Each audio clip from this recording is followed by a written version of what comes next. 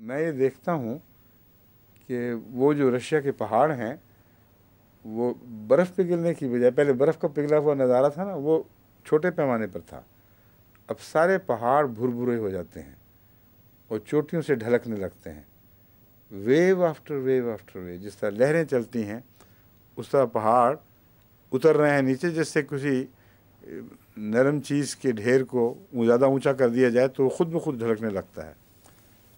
اور وہ ایک سمت میں آ رہے ہیں، اور میں دور سے دیکھتا ہوں نظارہ تو ساری دنیا بھاگی جا رہی ہے، اس قدر پینک ہے، قیامت آئی پڑی ہے، اور دیکھتا اس سمت میں ہوں جس طرف یورپ کا باقی حصہ ہے، اور لوگ چھوڑ کے دوڑ رہے ہیں، اور لگتا ہے کہ اب یہ جو بھرتے ہوئے پہاڑ ہیں یہ ہر چیز کو اپنی لپیٹ میں لے لیں گے۔ اب اس وقت ہمارے ساتھی جو ہیں ان میں بھی مجھے تھوڑی سی گھبراہٹ ہوتی ہے کہ کیوں نہیں میں اب جلدی چل رہا۔ میں ان سے کہتا ہوں کہ مجھے کوئی فکر نہیں ہے، کیونکہ اللہ تعالیٰ نے وہ رستے بنائے ہوئے ہیں جن سے میں آرام سے نکل جاؤں گا، اس لیے کوئی گھبراہٹ نہیں۔ تو آرام سے بیٹھو، تیاری کرو، اور دروازے بند کر کے پھر ہم کار سٹارٹ کرنے لگتے ہیں تو بخواب ختم ہو گئی۔ اس سے میں یہ سمجھتا ہوں کہ وہ جو جنگ عظیم آئے گی آئندہ، اس میں کوئی دھماکہ رشیا کی طرف سے پہلے ہوگا، کوئی آغاز وہاں سے شروع ہوگا، اور پھر جس طرح پہاڑ بھرتے ہیں، مجھے بعد میں خیال آیا کہ یہ تو قرآن کریم میں جو یہ فرمایا ہے سورہ طٰہٰ میں، وَيَسْأَلُونَكَ عَنِ الْجِبَالِ قُلْ يَنسِفُهَا رَبِّي نَسْفًا وَيَذَرُهَا قَاعًا صَفْصَفًا، تو یہ تو اس کی تعبیر ہے بالکل، اور وہ کھلا منظر ہے آئندہ قوموں کی ترقی اور ان کے تنزل کا،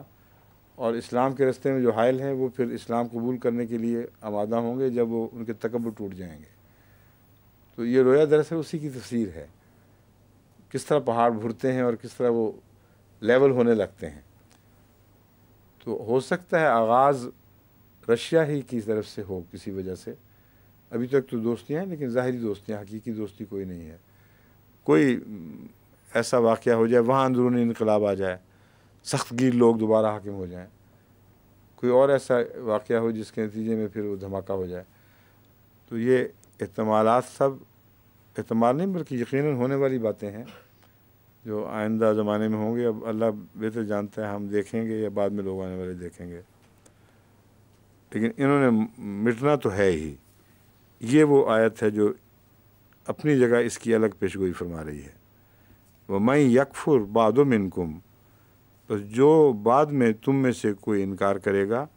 فَإِنِّي أُعَذِّبُهُ عَذَابًا لَا أُعَذِّبُهُ أَحَدًا مِنَ الْعَالَمِينَ، پھر میں اسے ایسا عذاب دوں گا کہ جب سے زمانہ بنا ہے کبھی کسی اور قوم کو ایسا عذاب نہیں دیا گیا۔ اور واقعتاً جو ایٹامک وارفیئر ہے، جس میں ایٹامک سٹاسفے ہو جاتا ہے، یہ ہولوکاسٹ، اس کا تو کوئی جواب ہی نہیں، ویسے تو دنیا نے کوئی چیز دیکھی نہیں، مگر یہ بھی خوشخبری ہے کہ احمدیوں کو اللہ بچا لے گا، رستہ رکھا ہوا ہے جس رستے سے وہ نکل جائیں گے انشاءاللہ۔